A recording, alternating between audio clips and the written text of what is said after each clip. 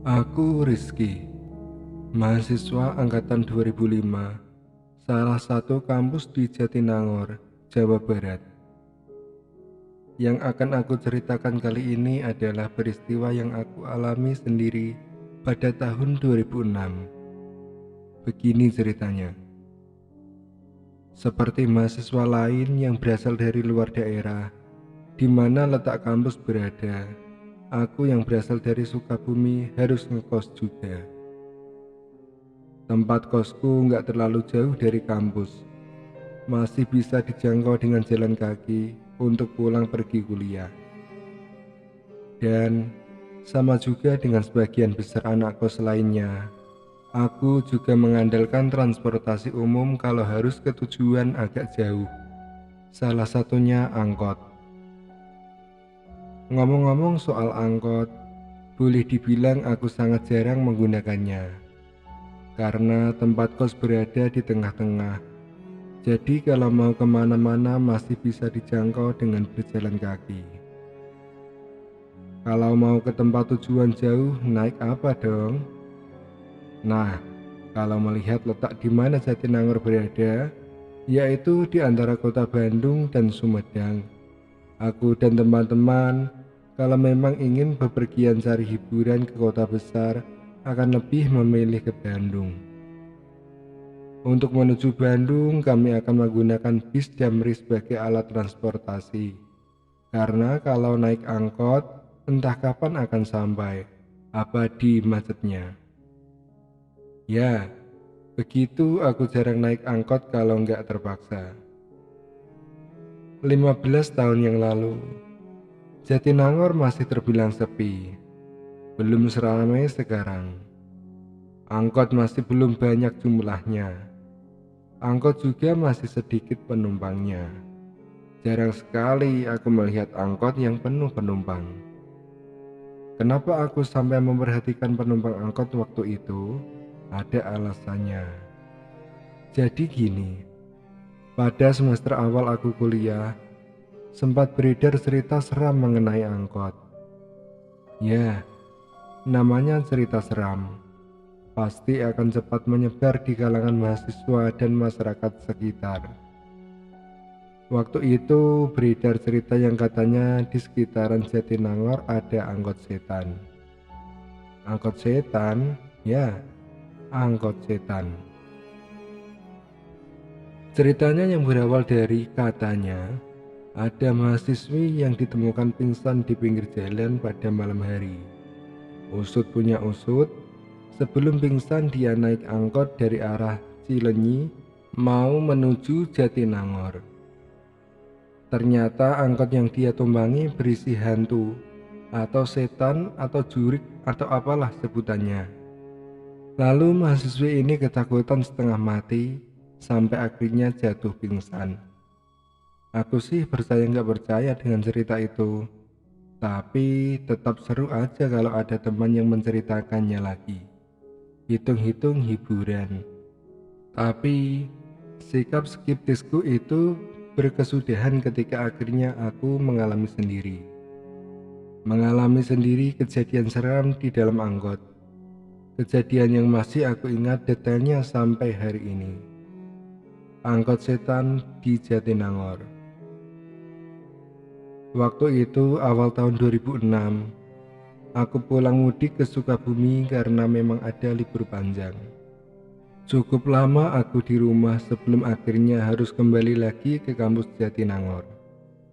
Mungkin sama dengan mahasiswa lain, ketika awal-awal kuliah aku masih sangat merindukan rumah. Jadi sangat betah kalau sudah pulang kampung. Berat rasanya untuk kembali ke kampus lagi. Waktu itu juga sama, malas sekali rasanya untuk balik ke Jatinangor. Makanya memutuskan untuk berangkat sore saja. Nggak apa kalau harus sampai tengah malam. Tapi ya walaupun begitu, aku tetap harus berangkat, harus kuliah. Aku ingat sekali, kalau hari Jumat aku ada jadwal kuliah awal. Makanya memutuskan untuk berangkat dari Sukabumi hari Kamis sore. Singkatnya, jam 3 sore aku sudah ada di terminal. Biasanya aku naik bis jurusan Sumedang, tapi entah kenapa hari itu aku sama sekali nggak melihat penampakannya. Nggak ada bis ke Sumedang. Sampai menjelang jam 5, aku masih belum juga melihat bis yang aku tunggu-tunggu itu.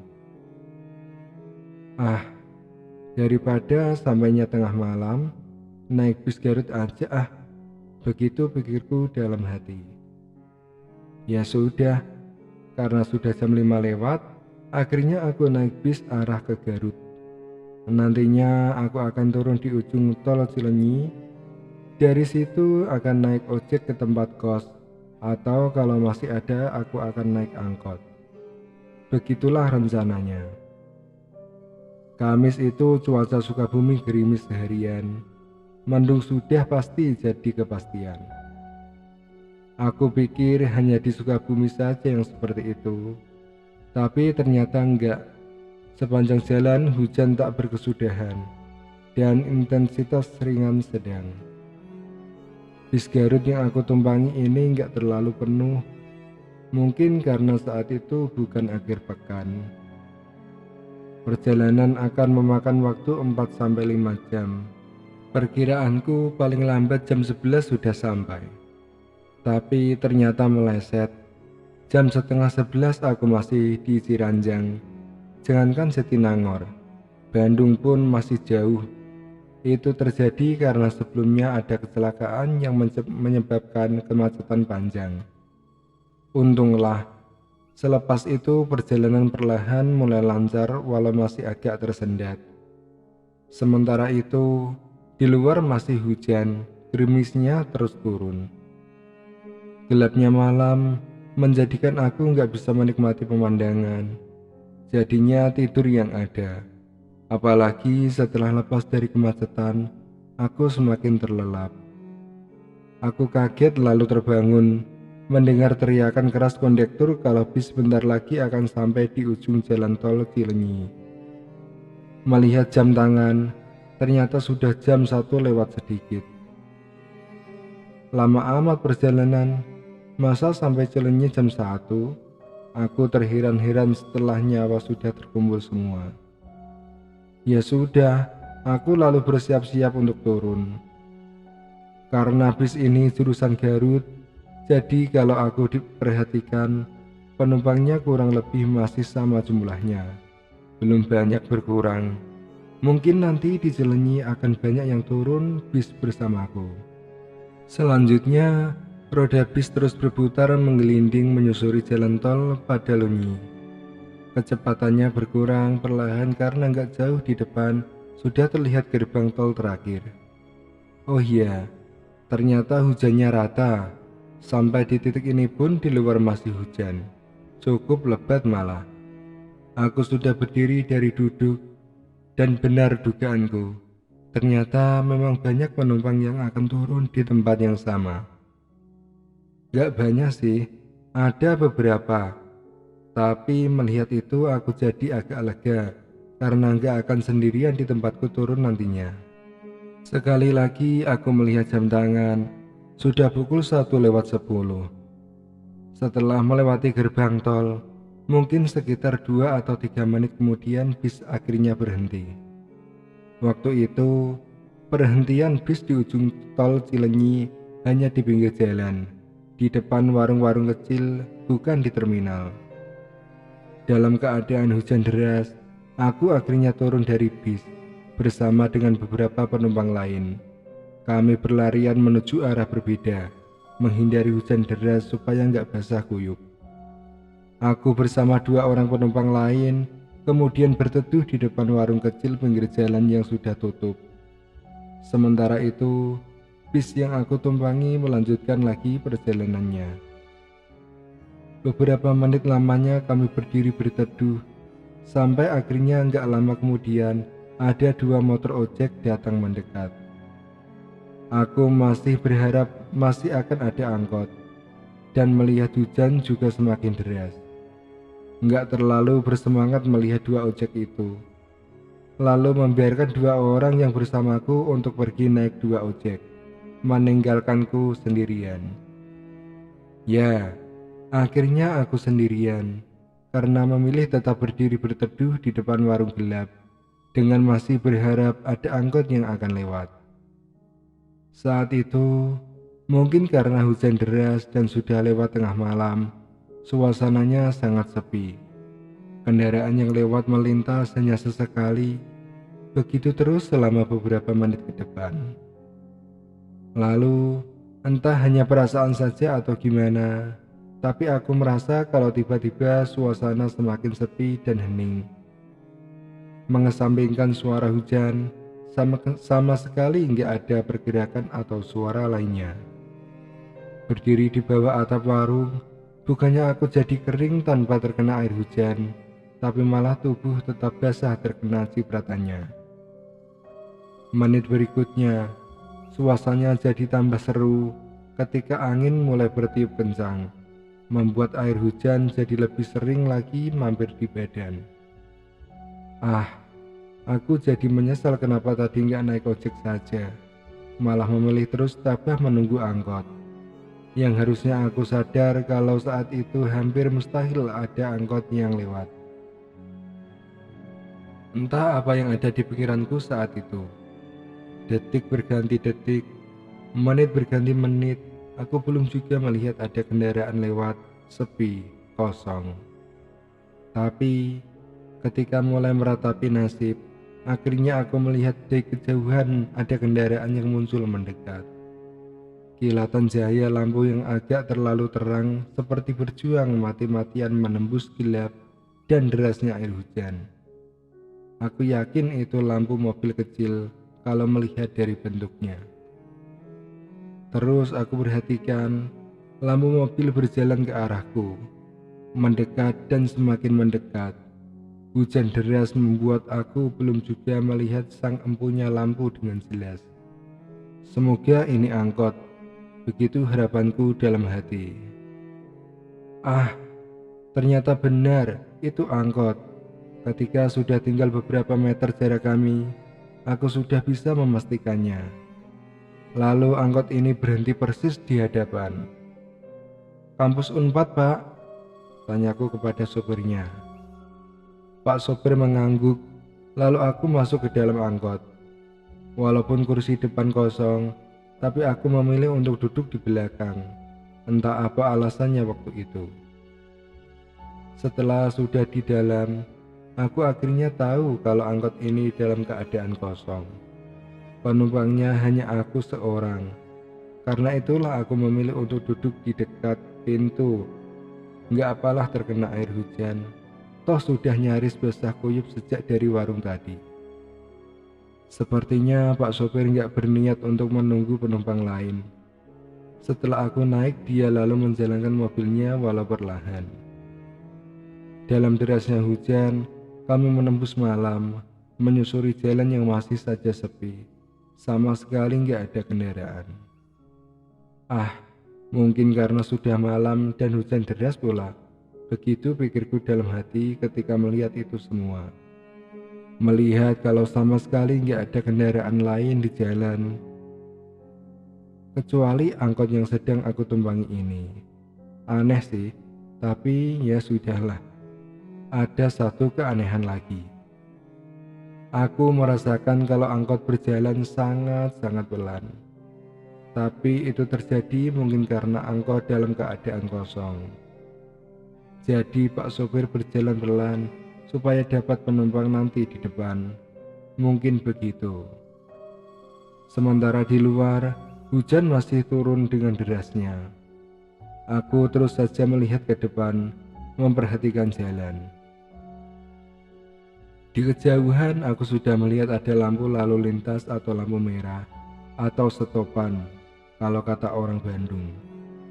Kalau sudah sampai di lampu merah ini, kami akan berbelok kanan menuju kampus dan tempat kosku berada. Tapi, sekitar 200 meter sebelum lampu merah, angkot tiba-tiba berhenti seperti sedang akan menaikkan penumpang. Nah, ketika angkot berhenti ini, aku menggeser sedikit posisi duduk untuk memberi jalan kepada penumpang yang akan naik. Tapi ternyata nggak ada orang, nggak ada penumpang yang masuk.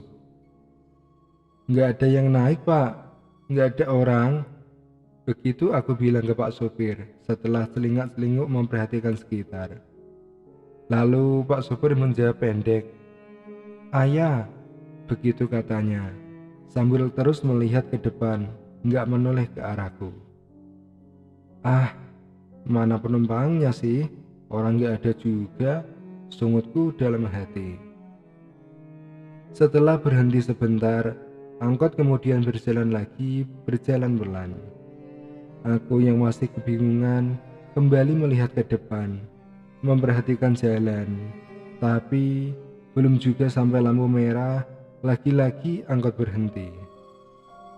Sama seperti sebelumnya, angkot seperti sedang mau menaikkan penumpang. Padahal nggak ada orang sama sekali, sepi. Sekali lagi aku bilang ke Pak Sopir, "Nggak ada orang pak, kosong." Pak Sopir sambil terus menatap ke depan, lagi-lagi menjawab, "Ayah," yang artinya ada.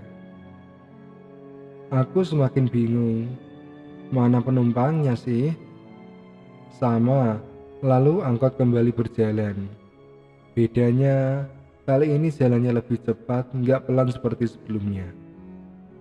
Karena angkot sudah berjalan cukup cepat, aku yang tadinya duduk sangat dekat dengan pintu dan menghadap ke depan, jadi bergeser sedikit ke dalam, membuat aku jadi menghadap ke samping, bukan ke depan lagi. Nah, ketika menghadap ke samping inilah aku akhirnya melihat sesuatu yang mungkin jadi jawaban kenapa angkot ini tadi berhenti 2 kali secara misterius.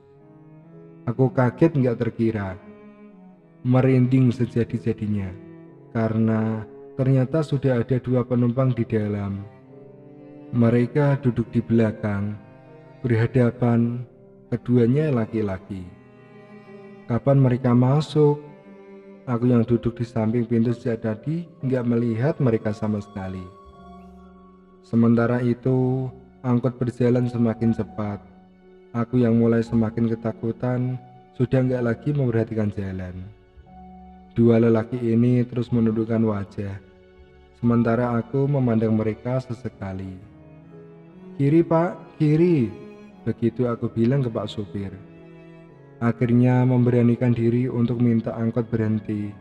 Aku semakin ketakutan. Setelah bilang begitu, kemudian lagi-lagi aku menoleh ke belakang. Betapa kagetnya aku ketika melihat ternyata 2 penumpang seram ini sudah gak duduk di tempatnya semula. Mereka sudah bergeser mendekat. Yang satu duduk di hadapan, yang satu lagi duduk persis di sebelahku. Saat inilah aku dapat melihat wajah mereka dengan jelas. Sangat menyeramkan. Wajah keduanya pucat berlumur darah, seperti baru saja mati karena kecelakaan. Tercium juga bau amis hanyir yang sangat nggak mengenakan. Aku semakin panik, lalu refleks menggebrak langit-langit angkot dengan keras. "Berhenti pak, berhenti!" Aku berteriak begitu. Kemudian angkot yang tadinya melaju cepat, perlahan mulai mengurangi kecepatannya. Ketika angkot sudah sangat berjalan pelan, aku nekat melompat turun. Hasilnya, aku jatuh tertunduk di pinggir jalan. Nggak apalah, yang penting bisa berhasil keluar. Lalu aku melihat angkot menyeramkan itu terus melaju pelan, sampai akhirnya hilang di telan gelap.